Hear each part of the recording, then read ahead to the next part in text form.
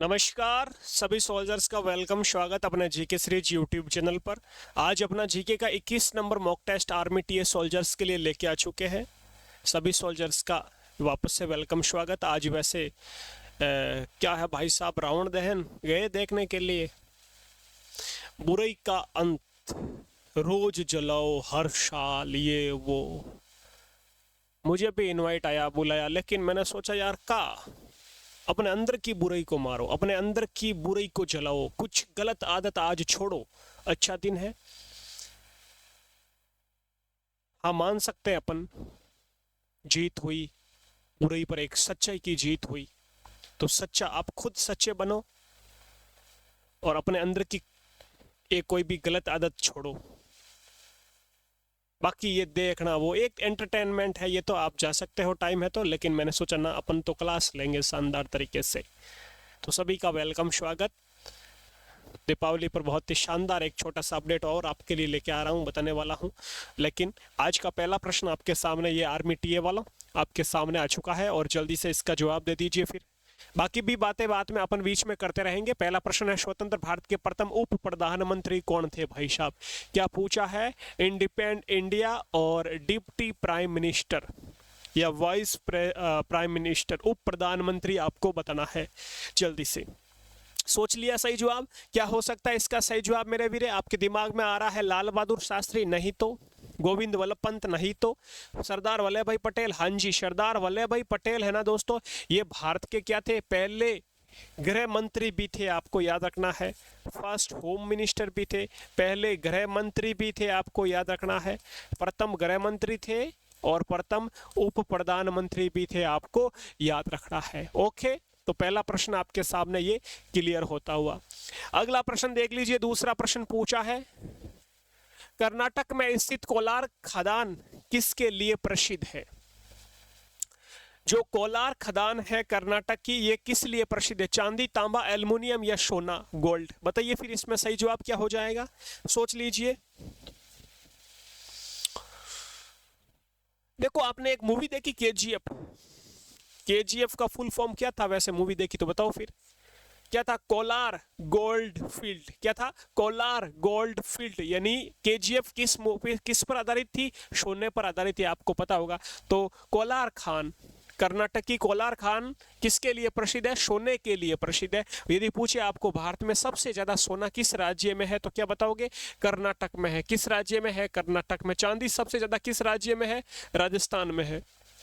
ये भी आपको साथ में याद रखना है। यदि पूछे हीरा किस राज्य में है सबसे ज्यादा, तो हीरा की जो पन्ना खान है, हीरा की एक खान है पन्ना, और पन्ना कहाँ पर? एमपी मध्य प्रदेश में। तो सबसे ज्यादा हीरा कहाँ पर है, डायमंड कहाँ पर है? एमपी मध्य प्रदेश में हो जाएगा वीरे, ये आपको याद रखना है।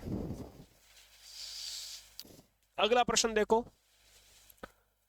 अगला प्रश्न पूछा है दोस्तों, निम्नलिखित में से कौन सा बंदरगाह गुजरात में है? क्या अब पोर्ट का पूछा? Which of the following ports is in Gujarat?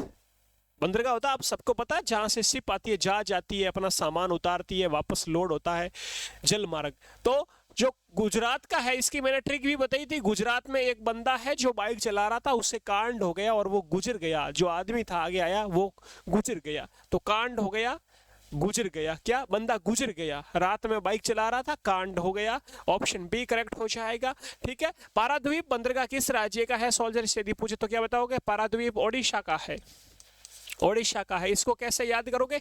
इसमें भी ट्रिक बनाई मैंने कि पर, यानी जो पंख यदि निकल जाए, किसी के पर निकल जाए, तो वो क्या करता है? उड़ने लगता है। ओडिशा हो जाएगा मेरे वीरे। ठीक है। मार्मू गोवा, मार्मू गोवा, ये गोवा का बंदरगाह हो जाएगा। ठीक है। इसी प्रकार बहुत सारे पोर्ट्स है, जैसे कि एक बंदरगाह है आपको पता, चेन्नई तमिलनाडु का हो जाएगा। तूतीकोरिन ये तमिलनाडु का हो जाएगा। मुंबई महाराष्ट्र का हो जाएगा। ठीक है। काफी बंदरगाह है, आपको याद रखना है। ओके मेरे वीरे। एक आपका एनोर बंदरगाह आता है, ये भी तमिलनाडु का है। एन्नोर, एन्नोर ये भी तमिलनाडु का पोर्ट है, आपको याद रखना है। टीएम तमिलनाडु का। ठीक है। टीएन तमिलनाडु, ये आपको याद रखना है। अगला प्रश्न देखो फिर, ये रहा आपके सामने नेक्स्ट क्वेश्चन। स्वतंत्र भारत के प्रश्न पूछा है, स्वतंत्र भारत के प्रमुख न्यायाधीश कौन थे? पहले न्यायाधीश भाई साहब, प्रमुख न्यायाधीश कौन थे? प्रथम न्यायाधीश, chief justice of India first कौन थे भाई साहब? S R Harikumar? नहीं जी। अगला है सरदार पटेल ना, ये तो अपने प्रधानमंत्री उप प्रधानमंत्री थे सरदार पटेल और गृह मंत्री थे। आरसी लाहोटी ना जी। ऑप्शन बी हो जाएगा हरिलाल जे कानिया। हरिलाल जे कानिया भारत के पहले मुख्य न्यायाधीश थे, आपको याद रखना है। और एक भारत के पहले लोकसभा स्पीकर कौन थे? जीवी मावलंकर, गणेश वासुदेव मावलंकर, वो भी आपको याद रखना है। ऑप्शन यहाँ पर आपका क्या हो जाएगा सोल्जर्स? ऑप्शन यहाँ पर आपका बी करेक्ट हो जाएगा। अगला प्रश्न देखो फिर क्या पूछा है। सरसों किस प्रकार की फसल है? सरसों रबी की फसल है या खरीफ की फसल है? बताओ फिर जल्दी से। रबी की फसल है सरसों या फिर खरीफ की फसल है? दोस्तों सरसों आप सबको पता है, सरसों हो गई,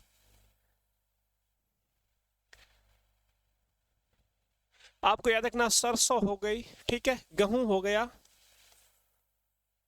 गेहूं हो गया, ठीक है। सरसों, गेहूं, जौ, चना, जौ, ठीक है। ये आप सब कैसी फसलें हैं मेरे वीर? ये रबी की फसलें है। यदि खरीफ का पूछे तो, खरीफ का पूछे तो खरीफ का बाजरा हो जाएगा, मूंगफली हो जाएगी, चावल हो जाएगा, ठीक है। और क्या हो जाएगा? कपास हो जाएगा। ये खरीफ की फसलें है, आपको याद रखना है। ओके, अपनी ये क्लास हो चुकी है कृषि पर आधारित ऐप में, आप क्लास पूरी देखना, आपको समझ में आ जाएगा रबी की फसलें और खरीफ की फसलें, पूरा टॉपिक दिमाग में छप जाएगा भाई साहब। नाइस। अगले प्रश्न की ओर चले। नेक्स्ट प्रश्न आपके सामने आती हुए मेरा वीर, वेरी नाइस। आवाज वगैरह प्रॉपर आ रही है? ओके, अगला प्रश्न देखो फिर। अगला प्रश्न पूछा दोस्तों दार्जिलिंग के बारे में है कि जो दार्जिलिंग है ये किस राज्य में पड़ता है?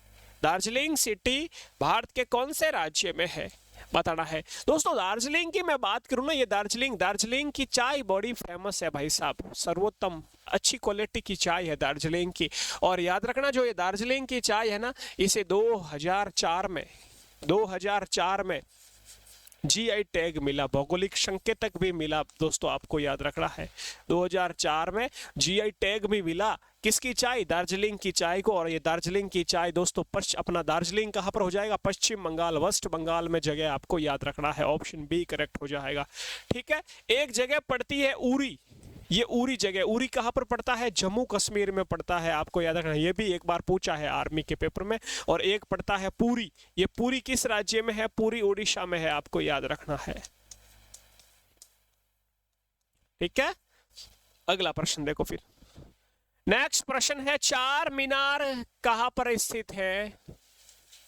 चार मीनार कहाँ स्थित है? अच्छा प्रश्न है, पर्यटन स्थल से पूछा जाता है ना चार मीनार। वैसे दिल्ली में क्या है आपको पता है? दिल्ली में तो गुरुजी, दिल्ली में कहा है? लाल किला है गुरुजी, लाल किला है दिल्ली में। और क्या है? इंडिया गेट है। ये आर्मी में इजी से प्रश्न ऐसे बनता है, इंडिया गेट है, ठीक है। एक मकबरा भी है, किसका मकबरा है? हुमायूं का मकबरा भी दिल्ली में है, ठीक है। चार मीनार का पूछा तो चार मीनार हो जाएगी हैदराबाद में दोस्तों। हैदराबाद किसकी राजधानी है? राजधानी किसकी है हैदराबाद? तेलंगाना राज्य की। तेलंगाना की राजधानी क्या हो जाएगी? हैदराबाद हो जाएगी। और हैदराबाद में चार मीनार का वैसे निर्माण किसने करवाया यदि पूछे तो क्या बताओगे? इसका निर्माण कुतुब शाही ने कराया। किसने? कुतुब शाही, कुतुब शाही। ओके, ये आपको याद रखना है। अगला प्रश्न देखो फिर। लोधी वंश का प्रथम शासक कौन था? अंतिम शासक तो मैंने कई बार आपको याद करवा दिया भाई साहब, अंतिम शासक तो मैंने कई बार आपको याद करवाया है। तो बताइए यहाँ पर प्रथम शासक तो प्रथम लोधी वंश का हो जाएगा Bahlol Lodi. Option B correct हो जाएगा। लोधी वंश का प्रथम शासक इब्राहिम लोधी, ये गुरुजी अंतिम शासक था, अंतिम शासक था, आपको याद रखना है, ठीक है। अंतिम रूलर था बहलोल लोधी, ये था आपको याद रखना है प्रथम शासक, ठीक है।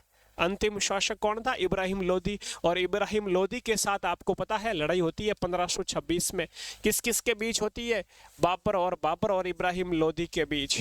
बाबर और इब्राहिम लोदी के बीच बाबर की जीत होती है, इब्राहिम लोदी की हार होती है, और इस लड़ाई को नाम दिया गया पानीपत का प्रथम युद्ध।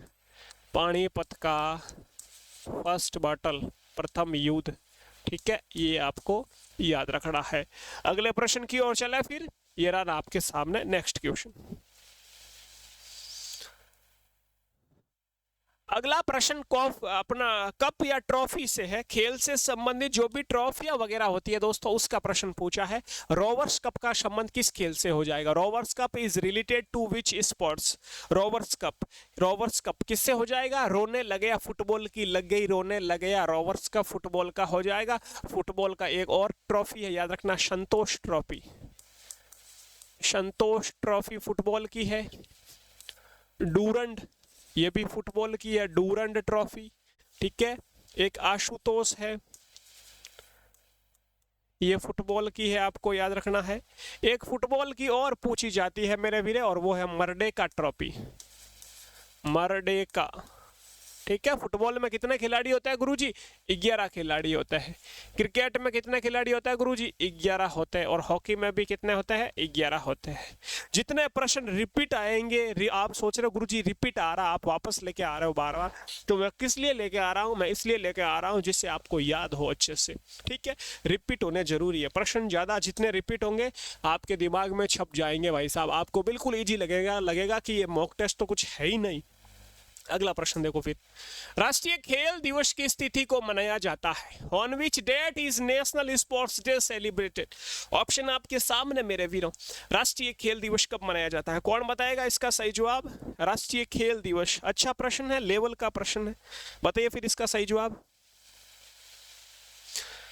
राष्ट्रीय खेल दिवस मनाया जाता है 29 अगस्त को। ऑप्शन यहाँ पर आपका डी करेक्ट हो जाएगा। ठीक है, राष्ट्रीय खेल दिवस कब मनाया जाता है? 29 अगस्त को मनाया जाता है गुरुजी, आपको याद रखना है। ठीक है मेरे वीर, पक्का। इसी प्रकार यदि आपको पूछे विज्ञान दिवस कब मनाया जाता है, कौन बताएगा? Science day. चलो आप कमेंट में जल्दी से साइंस डे का बता दीजिए। साइंस डे कब मनाया जाता है? एक और है आपका दिवस, वो भी आपको मैं गिफ्ट में दे रहा हूं, और दिसंबर के कुछ यहाँ पे लिख रहा हूं। दिसंबर में आपको याद रखना है 1 दिसंबर, 2 दिसंबर, 4 दिसंबर, 7 दिसंबर और 10 दिसंबर। 1 दिसंबर को मनाया जाता है एड्स दिवस। 2 दिसंबर को मनाया जाता है कंप्यूटर लिटरेसी डे, कंप्यूटर साक्षरता दिवस। 4 दिसंबर को मनाया जाता है नेवी डे, नौसेना दिवस। 7 दिसंबर को मनाया जाता है सशस्त्र सेना झंडा दिवस, आर्म्ड फोर्स फ्लैग डे। और 10 दिसंबर को मनाया जाता है ह्यूमन राइट्स डे, यानी विश्व मानवाधिकार दिवस।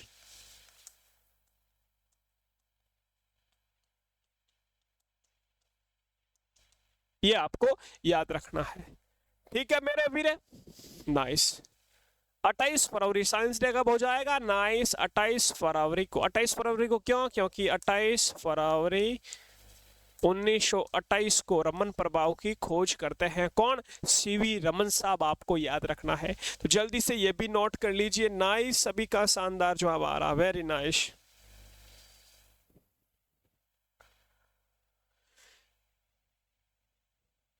बहुत ही अच्छा जवाब दे रहे हैं मेरे वीरे। ऐसी ही तैयारी चलनी चाहिए, बस ऐसी ही तैयारी चलनी चाहिए। आगे चले फिर। ये लो next question. Major Dhyan Chand stadium कहां पर है? पहले तो बताओ मेजर ध्यानचंद स्टेडियम किसका होना चाहिए? क्या बता सकते हो इसके लिए आप? पहले बताओ मेजर ध्यानचंद था कौन? मेजर ध्यानचंद थे गुरुजी हॉकी के खिलाड़ी थे। किसके खिलाड़ी थे गुरुजी? हॉकी के खिलाड़ी थे। तो इसका मतलब समझ गए कि भाई ये किसका स्टेडियम है? ये हॉकी का स्टेडियम है। और हॉकी अपना राष्ट्रीय खेल है, भारत का राष्ट्रीय खेल है। और भारत के राष्ट्र की कैपिटल क्या है? दिल्ली। तो कहां पर होना चाहिए? इसको दिल्ली में होना चाहिए। ऑप्शन यहाँ पर ए करेक्ट हो जाएगा। मेजर ध्यानचंद की जयंती ही दोस्तों 29 अगस्त है, याद रखना। 29 अगस्त को कौन सा दिवस? राष्ट्रीय खेल दिवस मनाया जाता है। यह भी आपको साथ में याद रखना है। अगला प्रश्न देखो फिर क्या पूछा है। ज्योग्राफी का प्रश्न है, देवप्रयाग का प्रश्न पूछा है कि जो नदी है गंगा नदी का पूछा है प्रश्न पूछा है देवप्रयाग में भागीरथी किससे मिलती है। देवप्रयाग एक जगह, यहाँ पर अपने अलकनंदा और भागीरथी दो नदियां आती है, देवप्रयाग में मिलती है। देवप्रयाग उत्तराखंड में मिलती है और एक नदी का निर्माण करती है जिसे गंगा कहा जाता है। तो गंगा का निर्माण करती है भागीरथी अलकनंदा। तो याद रखना दो जो नदी है देवप्रयाग में भागीरथी किससे मिलती है, भागीरथी अलकनंदा से मिलती है। ये लो अलकनंदा, ऑप्शन सी करेक्ट हो जाएगा मेरे वीरे। और गंगा की सबसे बड़ी सहायक नदी कौन सी है, यमुना है, याद रखना है। गंगा की सहायक नदी है, याद रखना। गंगा की सबसे बड़ी सहायक नदी कौन सी है, यमुना। सबसे बड़ी सहायक नदी है कौन सी है, यमुना है, आपको याद रखना है। यमुनोत्री हिमानी उत्तराखंड से निकलती है, ये भी आपको याद रखना है, ठीक है। गंगा नदी भारत की सबसे लंबी है, तो गंगा की दोस्तों लंबाई पूछे यदि आपको तो क्या बताओगे, 2525 किलोमीटर गुरुजी इसकी लंबाई है गंगा नदी की, आपको याद रखना है। अगला प्रश्न देखो फिर क्या पूछा है। केबुल लामजाओ राष्ट्रीय उद्यान भारत के किस राज्य में है। केबुल लामजाओ नेशनल पार्क, याद रखना ये केबुल लामजाओ नेशनल पार्क लोकटक झील पर बना हुआ है। लोकटक झील पर बड़ा हुआ है। और ये लोकटक झील कहाँ पर है गुरुजी, मणिपुर में है। कहाँ पर है, मणिपुर में है। तो ऑप्शन यहाँ पर आपका सी करेक्ट हो जाएगा, मणिपुर। मतलब यहाँ पर प्रश्न पूछा है कि केबुल लामजाओ एकमात्र, ये आपको पता है विश्व का या भारत का या विश्व का कह सकते हैं एकमात्र तैरता हुआ राष्ट्रीय उद्यान है। एकमात्र तैरता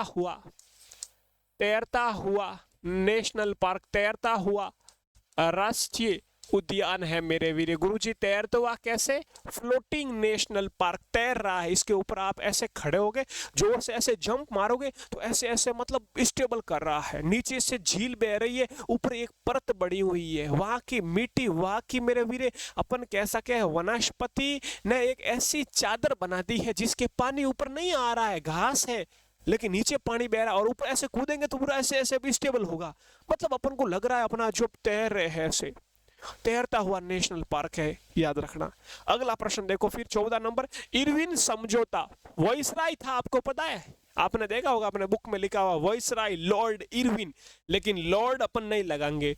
भगवान इसको क्यों कहे भाई, लॉर्ड क्यों लगाए इसके आगे, तो ये इरविन है। कौन है, इरविन। वायसराय था इरविन। इरविन समझौता गांधी जी और इरविन के बीच में जो समझौता हुआ, कब हुआ, तो मार्च में हुआ, 5 मार्च अपन कह सकते हैं 1931 की घटना है। ये समझौता होता है, इसे समझौते को दिल्ली समझौता भी कह सकते हैं। क्या कह सकते हो आप, दिल्ली समझौता भी अपन कह सकते हैं, समझौता भी अपन कह सकते हैं। 1931 की घटना, इस समझौते के बीच यही होता है कि भाई गांधी जी अपनी मांगे रखते हैं, जैसे कि हर कोई नागरिक नमक बना सकता है। पहले ये नमक नहीं बनाने देते अपन को, बड़ी भावों में ये रेटों में बेचते थे, खुद बनाते अंग्रेज, यहाँ आकर नमक बना रहे, अपन को कह रहा ना बना सकते हो आप। तो यहाँ नमक बनाने की भी एक शर्त थी, क्या भाई नमक बना सकते हो आप।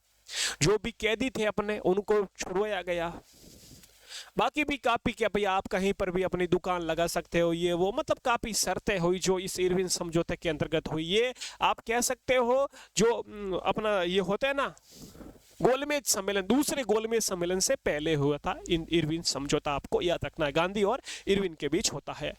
आज वैसे गांधी जयंती भी है 2 अक्टूबर, आप सबको पता है। 2 अक्टूबर को क्यों मनाई जाती है, 2 अक्टूबर 1869 को महात्मा गांधी का क्या होता है, जन्म होता है जी। पोरबंदर गुजरात में तो अहिंसा दिवस, नॉन वायलेंस डे भी मनाया जाता है। लाल बहादुर शास्त्री साहब का भी जयंती आपको याद रखना है। ओके, हाँ जी, प्रधानमंत्री रह चुके अपने बहादुर साहब, शास्त्री साहब, बहादुर, लाल बहादुर और लाल बहादुर शास्त्री साहब का एक नारा है, आपको याद रखना है। लाल बहादुर शास्त्री साहब का एक नारा है, जय जवान जय किसान, जय जवान जय किसान। कई बार एग्जाम में पूछा है आर्मी के पेपर में। तो जवान और किसान कैसे होते हैं, बहादुर। कैसे होते हैं, बहादुर। तो आप कह सकते हो लाल बहादुर शास्त्री जी का ये स्लोगन है मेरे वीरे, आपको याद रखना है। अगला प्रश्न देखो, निम्न में से कौन सा दिन अंतर्राष्ट्रीय श्रमिक दिवस यानी लेबर डे के रूप में मनाया जाता है। लेबर डे तो भाई साहब 1 मई को मनाया जाता है गुरुजी, 1 मई को मनाया जाता है लेबर डे, आपको याद रखना है मेरे वीर। मजदूर दिवस, ठीक है, ये आपको याद रखना है। और 8 मई को कौन सा दिवस मनाया जाता है? Red cross day, red cross day. Red cross कौन सा गुरुजी? ये प्लस एम्बुलेंस के मेडिकल पे लिखा आता है ना, सॉरी यार मैंने तो ये स्वास्तिक चिन्ह बना दिया, ये वाला, ठीक है, ये आपको याद रखना। अभी क्या है, हिस्ट्री पढ़ा रहा हूँ ऑफलाइन में, तो वो स्वास्तिक चिन्ह है ना, ये वाला अपना मोहनजोदड़ो से मिला, आपको पता है, तो ये बना दिया, तो ये रेड क्रॉस होता है, ठीक है, आपको याद रखना है। ओके मेरे वीरों, अगला प्रश्न देखो फिर। नेक्स्ट प्रश्न है, सिंधु घाटी जो सभ्यता थी, ये कैसी सभ्यता थी? ग्रामीण थी या शहरी थी, आपको बताना है, या मिक्स थी? तो याद रखना ये शहरी थी, या अपन कह सकते हैं अर्बन, या अपन कह सकते हैं नगरीय, नगरीय सभ्यता थी सिंधु घाटी जो सभ्यता है, आपको याद रखना है मेरे वीरे, ठीक है, नाइस। इसे काश्य युगीन सभ्यता भी कहा जाता है, काश्य की खोज होती है, काश्य युगीन सभ्यता, काश्य युगीन सिविलाइजेशन सभ्यता भी कहा जाता है, आपको याद रखना है। इस सिंधु घाटी सभ्यता के स्थल है मोहनजोदड़ो, हड़प्पा, चनूदड़ो, ये सब पाकिस्तान में है, कालीबंगा राजस्थान में है, लोथल धोलावीरा अपने गुजरात में है, रोपड़ पंजाब में है, ठीक है, तो इस तरह से याद रखना है। वैसे क्लास ऐप पर हुई है, उसमें आपको समझाया है अच्छे से, और यूट्यूब पर भी मैं एक क्लास इसके बारे में लेकर आया था, आपको पता होगा। जिसने भी अभी तक कोर्स नहीं लिया है, अपना आर्मी टीए का कोर्स बना हुआ, लेकर पढ़ सकता है अच्छे से। प्रश्न पूछा है, सबसे अधिक गन्ना उत्पादक राज्य कौन सा है? भाई साहब बताइए फिर, सबसे ज्यादा क्या पूछा, शुगर कैन वाला स्टेट कौन सा है? तो शक्कर का कटोरा किसे कहते हैं? उत्तर प्रदेश को। जहां पर शक्कर, जहां पर सबसे ज्यादा गन्ना होगा वहां पर भाई शक्कर भी तो बनेगी, सबसे ज्यादा शक्कर बनेगी ना, तो शक्कर का कटोरा किसे कहते हैं? शक्कर का कटोरा किसे कहते हैं? उत्तर प्रदेश को कहा जाता है। तो उत्तर प्रदेश में सबसे ज्यादा गन्ना आपको याद रखना है। अगला प्रश्न देखो फिर, क्या पूछा है, भारत की सबसे लंबी सीमा, इंटरनेशनल आपको यहाँ पर बात हो रही है, किस देश के साथ? India share its longest border with the which country? भाई साहब बताइए फिर, सबसे ज्यादा लंबी सीमा लगभग 4000 किलोमीटर की, भाई साहब किसके साथ? बांग्लादेश के साथ। और यदि पूछे सबसे कम सीमा किसके साथ? सबसे कम सीमा लगभग 100 किलोमीटर की, तो ये आप क्या हो जाएगा, लगभग मैं बोल रहा हूँ, ठीक है, 106 के आसपास है, लेकिन लगभग 100 ऐसे याद रखना, फिक्स याद रखो, इसमें भी ऊपर है कुछ, तो अपन को याद रखना है 4000, ठीक है, यहाँ पर 100 किलोमीटर किसके साथ है? अफगानिस्तान के साथ। सबसे कम सीमा अफगानिस्तान के साथ, सबसे ज्यादा बांग्लादेश के साथ, आपको याद रखना है। ऑप्शन यहाँ पर आपका ए करेक्ट हो जाएगा। और आज का सेकेंड लास्ट प्रश्न पूछा है भाई, लंदन सिटी किस नदी के किनारे है? प्रश्न है, London is situated on the banks of which river? आप सबको पता है जो लंदन जाएगा वो फेमस हो जाएगा, मैंने ट्रिक बताई थी, जो लंदन जाएगा वो फेमस हो जाएगा। और फेमस से याद रखना टेमस या ये थेमस है ना, फेमस ये यहाँ पर ऑप्शन नहीं देना था, ये आपको याद रखना, ठीक है, ये आपका हो जाएगा यहाँ पर रावी नदी दे दो, यहाँ पर रावी, ठीक है, तो यहाँ पर टेमस या थेमस नदी, ऑप्शन यहाँ पर आपका बी करेक्ट हो जाएगा, आपको याद रखना है। अगला प्रश्न, आज का लास्ट प्रश्न मेरे सोल्जर्स, विश्व में सबसे गहरा ओशियन कौन सा है? सबसे गहरा ओशियन, मैंने तो उत्तर भी बता दिया साथ में आपको है, चलो कोई ना, थोड़ा बोल दिया कि सबसे गहरा प्रशांत डीपेस्ट ओशियन, या आप कह सकते हैं लार्जेस्ट ओशियन कौन सा है? भाई साहब प्रशांत महासागर सबसे बड़ा। और गुरुजी कितने हैं महासागर भारत में, कितने अपने विश्व में कितने महासागर है, कितने ओशियन है? 5 है भाई, सबसे बड़ा प्रशांत महासागर। यदि पूछे भाई साहब, यदि आपको, ये तो हो गए आपके महासागर ओशियन, यदि आपको पूछे कंटिनेंट का, यदि आपको पूछे महाद्वीप का, महाद्वीप कितने हैं भारत में? 7 महाद्वीप है। सबसे बड़ा महाद्वीप कौन सा हो जाएगा? बड़ा कौन सा हो जाएगा? अपना एशिया महाद्वीप। कौन सा? अपन किस महाद्वीप में रहते हैं? एशिया में। और सबसे छोटा ऑस्ट्रेलिया हो जाएगा। ऑस्ट्रेलिया हो जाएगा। तो ये आज के भाई साहब आपके सामने 20 प्रश्न कंप्लीट होते हुए, और आर्मी टीए वालों के लिए अलग से अपना व्हाट्सएप ग्रुप बनाया हुआ है, तो इस ग्रुप से जुड़ जाना और अपना ये कोर्स आप परचेज करके आज भी पढ़ाई शुरू कर सकते हो। अभी भी मौका है, अभी भी आपके पास टाइम है मेरे वीरे, क्योंकि एग्जाम की तैयारी बिना आपकी कितनी भी अच्छी दौड़ होगी आप मेरिट में रह सकते हो। मेरे पास काफ़ी कॉल मैसेज आए हैं पिछली बार मेरिट में रहे स्टूडेंट का, तब मैं आपको बता रहा हूँ सिर्फ 99 रुपीज़ में आपको जीके, साइंस और मैथ तीनों सब्जेक्ट करवाने वाला हूँ। क्लास ऑलरेडी चल रही है, ऐप में जाके पहली क्लास से आप नोट्स बनाना शुरू कर दीजिए और अपना व्हाट्सएप ग्रुप का ये QR कोड है, इसको स्कैन करके अपने व्हाट्सएप ग्रुप से जुड़ जाना। बाकी आप मेरे को SMS भी करोगे ना, तब भी मैं आपको व्हाट्सएप ग्रुप में ऐड कर दूंगा। ये नंबर है अपने, ये नंबर लिख रहा हूँ मैं अपने 9413513647। SMS करना या डिस्क्रिप्शन में लिंक मिल जाएगी व्हाट्सएप ग्रुप की, वहां से ज्वाइन कर लेना, ठीक है। बाकी क्लास कैसी लगी मुझे जरूर बताएं। आप कौन से राज्य से क्लास देख रहे हो, मैं आपके कमेंट पढ़ता हूं। क्लास खत्म होने के बाद जरूर मुझे कमेंट बताएं कि आप कैसी क्लास लगी, और एक लाइक बनता है अपने सुरेंद्र सर के लिए, क्योंकि मैं मेहनत कर रहा हूं आपके लिए और मुझे भी मोटिवेशन चाहिए। मेरी क्लास कितने स्टूडेंट ने पसंद की है, लाइक की है, और एक प्यारा सा कमेंट जय हिंद लिख देना कमेंट बॉक्स में। बाकी आप किस किस राज्य से क्लास देख रहे हो ये भी मुझे कमेंट बॉक्स में बताना। अपने दोस्तों के साथ ग्रुप में, अपने व्हाट्सएप ग्रुप जो भी है शेयर करना। प्ले स्टोर से अपना जीके सीरीज का ऐप है डाउनलोड कर लेना और ये आप कोर्स ले लेना, ठीक है। ये अपना 99 रुपीज़ वाला कोर्स ले लेना। आप टेलीग्राम पर भी अपने साथ जुड़ सकते हो जीके सीरीज नाम से, और अपना ये व्हाट्सएप नंबर है। और आप यदि इंस्टा पर आप मुझसे जुड़ना चाहते हो तो आपका ये सुरेंद्र सर की इंस्टा आईडी है, सुरेंद्र सर जोधपुर। ओके, बाकी कल मिलते हैं। ऐसा ही आगे बढ़ते रहे, पढ़ते रहे, अपने माँ बापू का कहना माने, अच्छे से खाना खा लीजिए। कल मिलते हैं फिर 8 बजे। जय हिंद, जय भारत।